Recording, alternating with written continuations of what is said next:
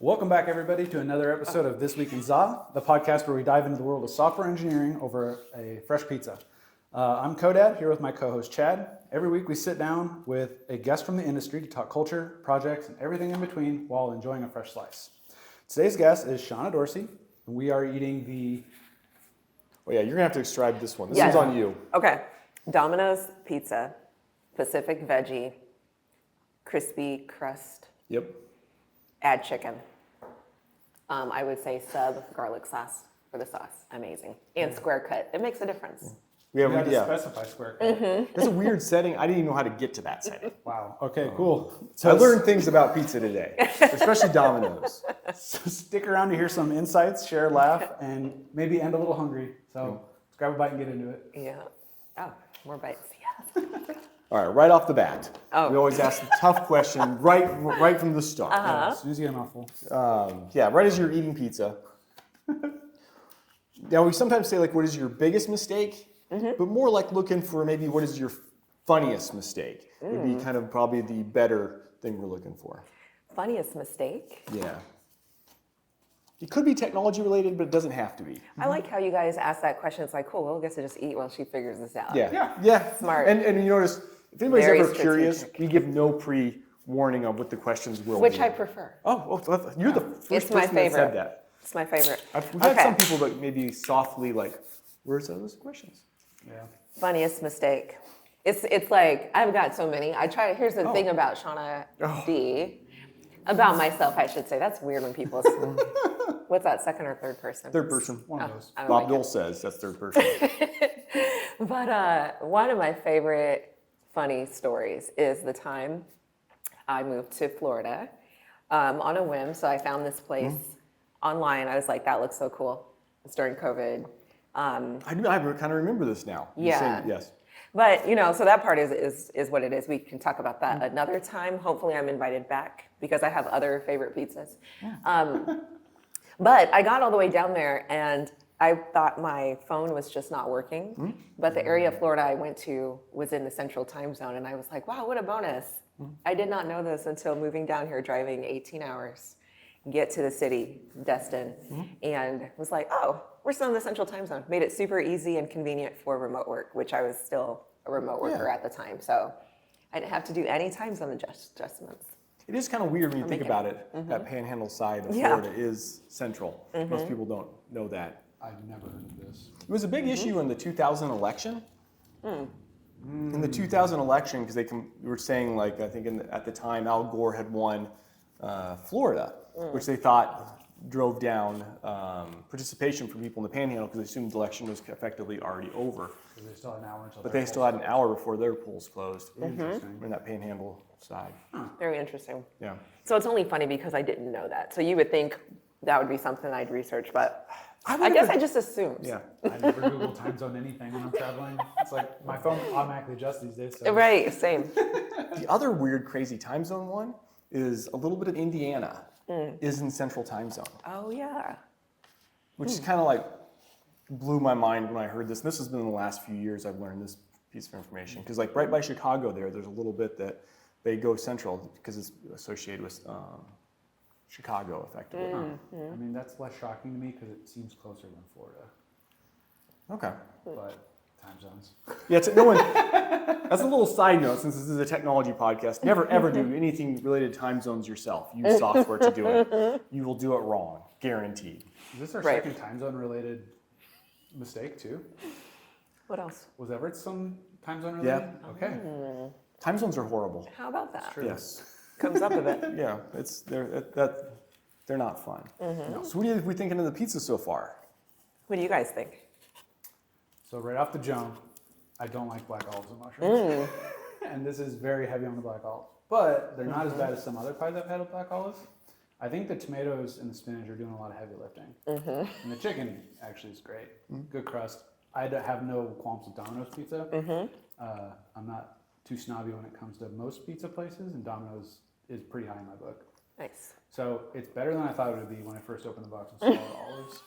Is this like the third olive pizza too? Yeah, I'll try any olivey mushroomy thing at least once because I have met some mushrooms I like. Nice. You don't know unless you try them, so Very true. I can't discount it just from looking at it. but yeah, it's not the worst. I've had worse like supreme kinds of pizzas. I think it's the tomatoes. Supremes always overdo it. Too salty for Too me. salty? The sausage in them. It's sure. always too much. Sure. I like it. I'm in general opposed to the notion of eating vegetables. So I do have that going against me. But I do kind of like supreme pizzas just because you tend to get a lot more flavor. This is really good. I would kind of be interested in trying it with more of the garlic base just to kind of mix it up a little bit. It's amazing. It is pretty good. Chicken's really good on it. So I'm enjoying this pizza. It's not my favorite, but I do really like Domino's. We eat that. Told someone earlier today, I think we probably as a family eat it the most. We eat a lot of that. The cheese stuffed bread, which we also have a little side there, that stuff is amazing. But I really like Domino's. They're really close to my house. So I eat The a lot. points are awesome. Yes, we have a bazillion at this point. And yeah, ever since they came in close to our house, we've been eating a lot more of them. I would go pretty high on this one. Well, I got LaShonna rate it first. Oh yeah, that's true, yes. What do I have to do? So every week we rate the pizza 1 to 10. Quick explanation of the scale. 1s and 2s is kind of like I can't finish this, it's just bad. 9, 10, maybe high 8s is usually there's not going to be leftovers. I'm just going to keep eating I'm full. That 3 to 5, maybe 6-ish is, it's a fine pizza. Yep. Every pizza is good in some fashion, so it's in that range. And then the high 5s, 6, 7s, that's just slightly better than average pizza. Got it. So you got it rated on a 1 to 10 scale. 9. 9? Yeah. Wow. So you're going to finish this before we leave. This will not be left. I would totally. I've got to go back to the beach soon.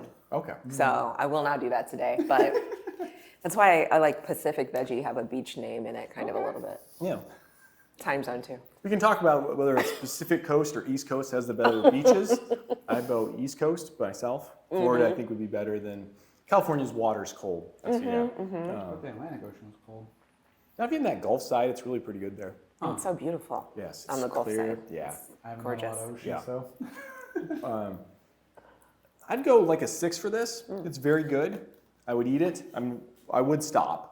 I would not eat till the point of death, which we haven't had one that would put me to the point of death. I think we've had one that was really close. Enough of the pepperoni cream cheese, that'll get you. That sounds good. It was really Wow.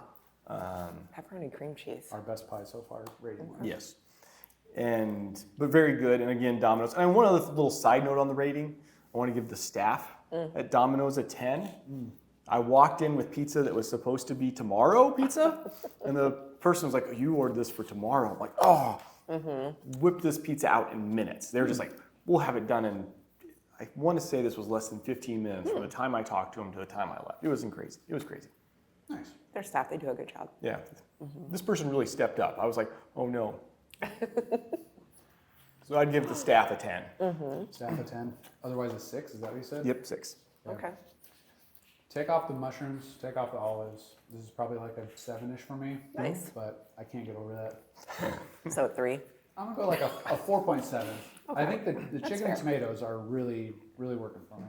And I imagine if you did the garlic sauce on this would be amazing. It's so good. Actually, I do want to try the garlic sauce. I'm I tempted. didn't know they had that, by the It's way. so good. I'm learning a lot of things about Domino's, which Yeah. I thought I knew a lot. I would have gave myself a high rating on Domino's knowledge. Turns out I don't know much. We've Yeah. got P. John's garlic sauce in the fridge. Oh, that's so good You too. could dip that in it. Yeah. Get close, I bet. I do think, which one has the better garlic sauce? I would say Papa John's. Me too. Yep. I would think so. They're like known for the garlic dip. Yeah, their dipping sauce is Oh, yeah. amazing. Yeah. Yeah. I can almost just eat that. Almost. Almost. I could see you. Just a bigger amount of bread with it. One thing we're always kind of interested in, kind of wondering, you've been in technology for a long time, as long as I've known you. Kind of, how did you get into technology? What was kind of your entry point? Yeah. This is one of my favorite stories because I like to say I love how I'm looking right into the camera. Sorry, guys, that's not what I'm supposed to do. But I've been I around. don't think there's 0 rules. There's Okay. 0 rules. You can keep it. Yeah. And maybe at our 10th episode thing, we need to actually write out some rules.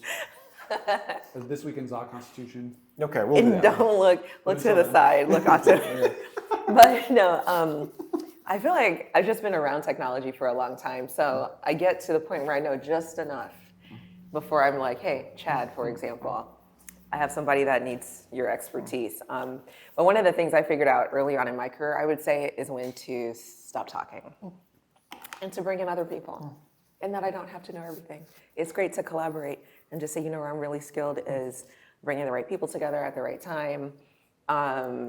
Making things fun is part of, I think, what I do too, for the most part. Not everyone would not say it's fun to work with me. Sometimes, most times, it's super fun. Yeah, but it all started, I would say, in probably elementary school. I'm trying to remember whenever the 90s were. So whatever year of school I was in, my mom, someone donated this old Mac computer to her. It wasn't a Mac, actually. It was some DOS machine, whatever. And so yellow screen, writing in commands, all this stuff. And we were just playing around. Eventually, she got that upgraded to a computer that allowed us to play solitaire. We never used it for anything real, maybe homework every once in a while, like typing papers. But this was like the 90s. So it was just like my early exposure to tech, and then a basic programming, using functions and whatnot, command line stuff. And then I've just kind of been around it my entire, mostly my academic career, and then going into the workforce, where I was just like, it's really interesting to me that you can create something out of nothing with tech. And I'm not gonna go build a thing like a, product from that perspective, but that you can create software, that's crazy. So anyway, I've just always found it fascinating. I'm glad I've been able to figure out how to have a career in the space. It's interesting. Yeah. How many of us have some origin story involving old DOS computers, maybe eventually getting to Windows 3.1, or I guess probably at some point Windows 95. Although I don't know if that was a huge improvement, but it maybe was. Can you still do DOS commands today? No. You can't. Okay. Once they're kind of in your brain, they're kind of there. I know. I think it's because I was a little kid just using them. I don't even know what I was using them for, but I was writing things. Okay. It's so weird. Yeah. Not weird. It's just that I don't remember it, but I remember doing it. Yeah. And then when MySpace came along, oh yeah, we were all programmers. Yep. Back Yes, everybody was putting up things on MySpace. I kind of forgot about MySpace. That's also something I haven't heard of for a while. Yeah. Yeah. Mm-hmm. Yes, MySpace. What was the other one? GeoCities. Oh yes, GeoCities. GeoCities. That's the other one. That MySpace is still around. I think GeoCities is truly dead, but I don't know if that's true. Is MySpace still around? I don't know. I think so. I think I've heard of MySpace music, and I'm like, what are we doing? Maybe it's cheaper to put your songs on there. I think bands use it still. That's what I thought it was for as well, or being used for. Interesting. Maybe bands have a MySpace. I haven't been there, so. So this weekend's on needs to go on MySpace. Yes. We will be on MySpace next week. That's probably where they're watching right now. Yes. They're probably watching this on MySpace right now. 2026, they're watching through the series. They started on MySpace Music. Yeah. There's all 5 users on MySpace at this point. I feel like So good. I got in later to the computer scene than, people talk about the DOS stuff, but my first computer was Windows 95. We had some kind of Apple machine at my school, but there was one in That's the entire right. school. Wasn't it crazy back then? Yeah. And all we did was you'd grab the 5-inch floppy disk and load up Yes. Oregon Trail. Same. Yeah. That was the big thing. Oregon Trail was so fun. Yeah. If you got the high score or you were the first one done with the homework, you got to go to the computer and do computer things. Either one or you got dysentery. Those were your 2 options. Yeah. I remember I would get done and I kept saying, no, I don't want to use the computer because I didn't know how. I didn't have one at home. I'd never used one before. And one day the teacher's like, well, I'll show you. Aww. And I was just like, oh, okay. And then I learned how to do all that stuff. And that's where I started with all of it. But Big 5.5 quarter-inch floppies. They had the little 3.5. I mean, I'm sure there was better technology at the time. It was probably just an old beater machine that got donated somewhere. And yeah. And I didn't have home internet until everyone else had high-speed internet. So we got dial-up when everyone else was on DSL. Dial-up was the worst. No one can use the phone while I'm on this thing. Yeah. It's so weird. It had that weird so noise. Weird to think about this. Yes. Fax machine. My parents, although I guess they had DSL, that's not true, but they really only got good high-speed internet within the last 2 years because they live in the country. So say rural areas are. Yeah, I mean they had DSL, but it was you couldn't have streamed anything on Netflix up until 2 years ago. And even now, I think their Wi-Fi is still pretty mediocre, so you probably wouldn't want to stream a ton, but they get away with some. So they got one of the line of sight dish things or Starlink or something like that. They got like a random thing saying, hey, we're adding high-speed internet in your neighborhood. Would you want to have it? And they literally are hardwired to their house. I think if you fix their Wi-Fi situation, they'd actually have very good internet at this point. It's kind of crazy because they're kind of out in the country, but yeah, they have good internet now. Or at least when I'm there, my kids no longer complain about. That's good. We used to go to an internet desert a little bit. It was good for them. They had to interact with other. Their other cousins. Yeah, they had to go shoot BB guns, shoot out windows, and cause problems that I still hear about to this day. So, yes. True story on that one. I believe it. Will be another episode. Yeah, I don't know if I want that episode. It's nice. 10th episode. Yeah, go ahead. Least. Okay. So, A really serious stare. in my limited research before the episode, because we do get to research, did I see that you have some involvement with internship programs? Trying to attract interns to Nebraska, is that what it's called specifically? Or keep them in Nebraska? Both, yeah. Very cool. So I did a reverse pitch for a while back in the day to try to get people graduating from universities in and around the Midwest to stay in the Midwest. Yeah. And there was mixed success there. And most of the time, the only way that we could get people to stay was to get them in internships sooner and help them realize how much fun it could be here, how much cheaper it is to live here. Yep. Make them realize the pay is pretty solid here, all that fun stuff.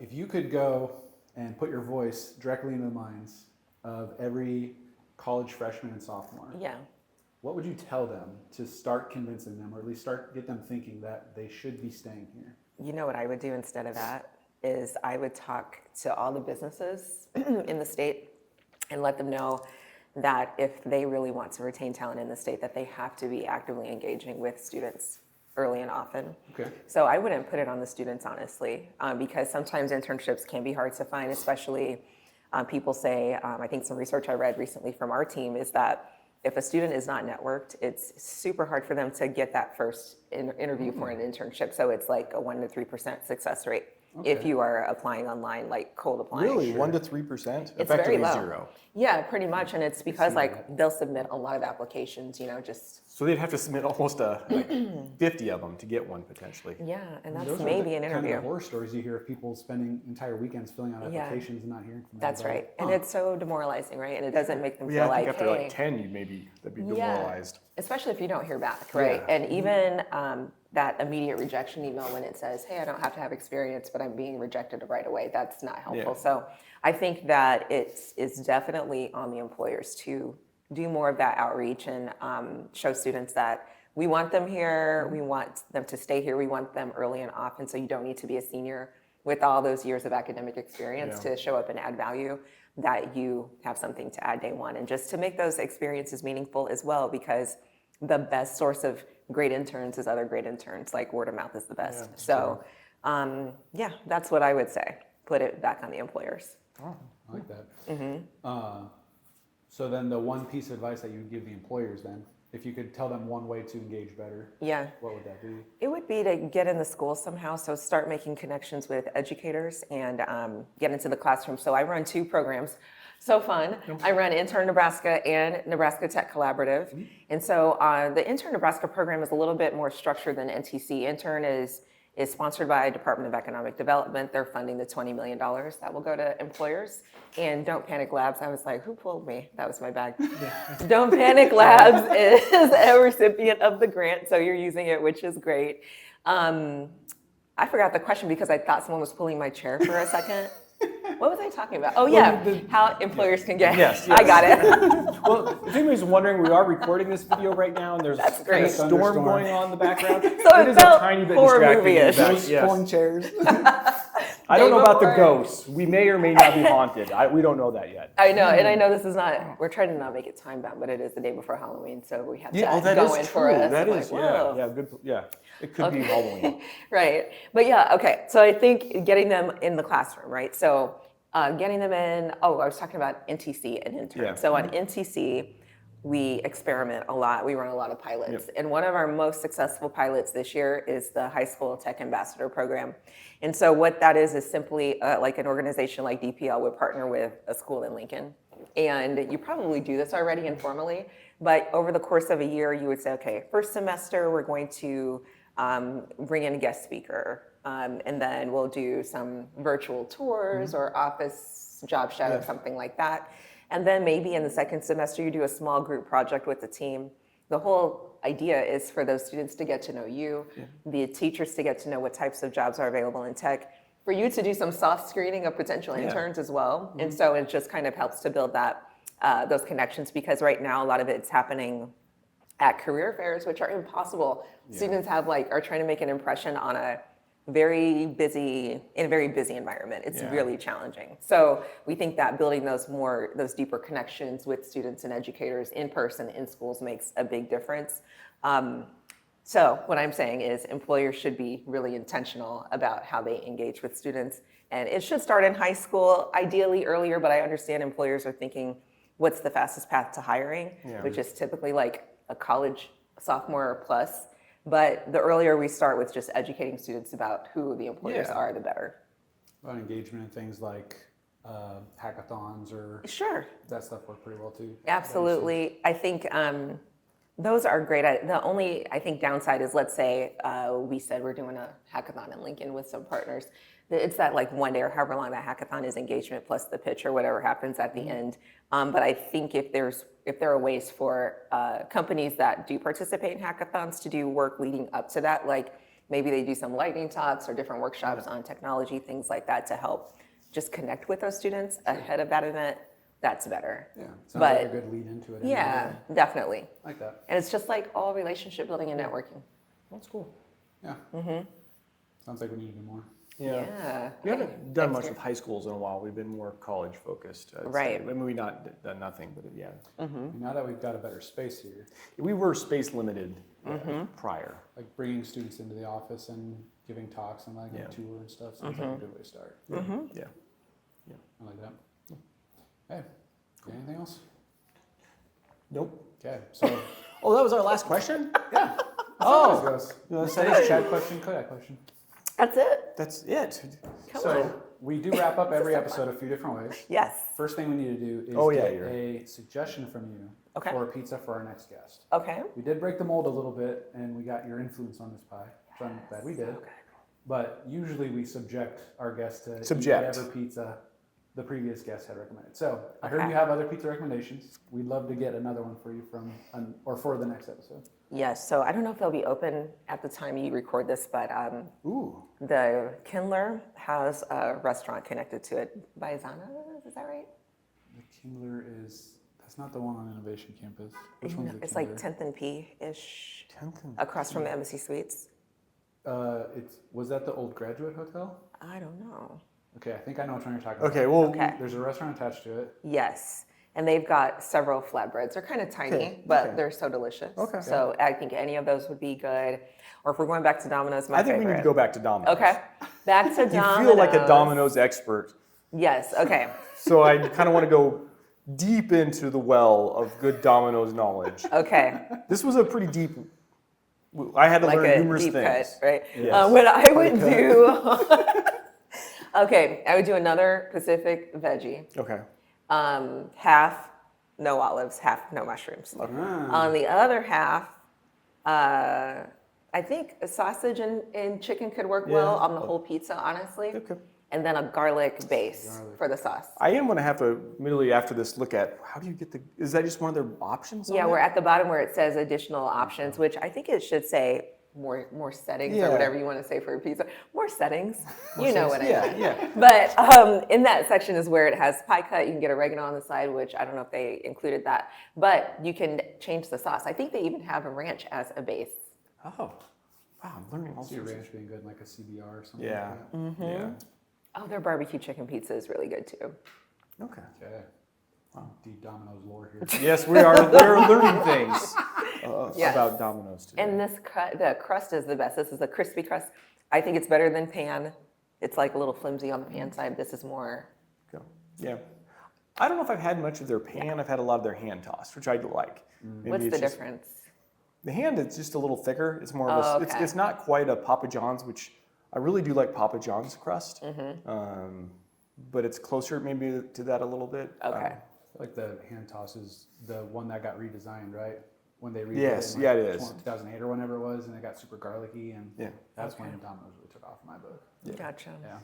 It has a lot of flavor, Yeah. which I do appreciate. Sometimes you get a pizza and you're like, oh, Yeah. what is this? You know, it's no flavor, which I appreciate this about this one as well. It added a lot of flavor. I think our previous pizza was kind of plain Right. as well. The Papa John's we had last week was a little plain. Surprising for a taco pizza. Right. Actually, yes, for a taco pizza, I thought it would have been you kind of expect a taco pizza to hit you. Yeah, for sure. And So you skipped taco sauce. we did skip taco sauce, that is true. Oh, yeah. Leave a comment below if you think Chad messed up by skipping taco sauce. If you want to tune in for next episode, subscribe, ring the bell for notifications. Leave us a like if you got to the end of this video. Next episode is going to be our 11th episode special to do a recap and rescoring of all the pies. I'm assuming Chad will have a PowerPoint presentation to go through. We during will the have a show. PowerPoint presentation. So make sure you tune in. Don't miss that. Shonna, thanks for coming around. You're welcome. Quick question. Do you guys have an oven here? Probably not. We don't. So you couldn't make a Red Baron pizza, which is the best supreme pizza of all time. I heard Red Baron's one of the best. So good. We, as a family, buy only one frozen pizza typically. There's maybe some exceptions. We buy Red Baron. The Red Barons are actually quite good. They are. Best sauce, I think. Okay. Yes, and the best, I think for a frozen pizza, best pepperoni. Oh, okay. I would say as a non-supreme person, actually I used to love supreme. Yeah. Best supreme. Okay. Everyone else in my family is more of just straight pepperoni, so that's why I have it. I'm willing to try it though. Okay. If you don't eat it, if you don't try it, Red Barons are worth getting. Agreed. Especially if you can get them on sale sometimes, a whole bunch of them. They're great. Yeah. DiGiorno cheese stuffed crust, pepperoni. Put pickled jalapenos and a couple globs of cream cheese on it before you bake it. Oh, It's called the wow. Coda Specials. Okay. We're gonna try The both best of frozen them. pizza. We will do both of them in some episode. Red Baron's coming also up. very good. Yes. So you do karaoke while you're running a 5K? Is that what you're saying? You know what? That would be pretty cool. But no. But I would do be. like both of these things. Okay. Super fun. Where do you? Do you do a lot of like the 5K runs? Like we, as a family, we always do the turkey trot. That's a good one. Yep. So this year, and I'm going to fail miserably this year. Well, not fail, but just like not reach the goal. But this year I set a goal to complete 27. I'm not saying run them because I don't always run the entire thing. But 27. And the reason for that is so when I moved to Florida back in 2021, I moved like around the November timeframe. I didn't know anyone in Destin or Panama City is where I was staying at the time. And I was like, you know what would be so cool is to go be around people but not have to talk to anybody. Why not do a 5K? And so super fun. It was my first one in like a few years at that time. And my time wasn't great, but I finished it. And I was like, I should do another one. There's one next week. There's 5Ks all the time in Florida just because of the weather. And so then I decided I was heading into 2022. I was like, why don't I just go for 22 this year? So I completed 22 of them. And then in 2023, I did 23. And then did a little math, and I was like, if I do 27 in 2024 and 28 in 2025, I'll hit 100 5Ks in 4 years. Oh, okay. That's why the number. I was Yeah, was kinda it's like curious, she's too. gonna get there. Like, why 27, such a random number? But so far I've done 17. And what messed me up a little bit this year is like, I don't know why I did this, but back in August, I was at 17. So 17, got there by August, and I was like really on track to hit like almost 30 before my goal date. But in August, I decided to complete 100 miles randomly. I was like, I'm just gonna do 100 road miles without a plan to do a 5K. And so it kind of messed up my timing or my schedule. So in you're my running mind a longer little bit. runs then too? Yeah, I would sometimes do 5 miles, or one Okay. day I did 6, and I was like, this is way too long. I walked like way far downtown. And I'm like, I should just catch an Uber home at this point. It's so annoying because it's like, I just mapped the distance. So I walked 3 miles one way, and I'm like, how did I even get here? So yeah, that's super fun, but I love 5Ks, and during the races or long walks or whatever, I'll listen to different songs that I can sing at karaoke. So this is kind of how I figure out what my karaoke go-tos will be. Gotcha. Can you do a lot of karaoke? Not as much, As but you'd like? I love it. Really? What's your go-to maybe song? go-to songs for karaoke? So I love a little backstory. It's my favorite thing. Yeah. So back in, I want to say 2010, I was hanging out in Lincoln at this small town bar. So it was not very diverse. I was probably the only Black person there. And it was a fun time. So everyone there was singing like rap songs and like pop songs. And I was like, you know what I should sing? I should sing Unforgiven by Metallica because it is one of my Oh favorite yeah, it's a great songs. song too. Great song. Yeah. Actually, what did I do? Unforgiven? Yeah, that's right. Because it's such a long one. So I switched to Nothing Else Matters. That's way more fun. But, oops, do they need the room? A couple minutes, maybe. Now we got plenty of time. Okay. We got 2 minutes. So It's Malika. We can make her wait.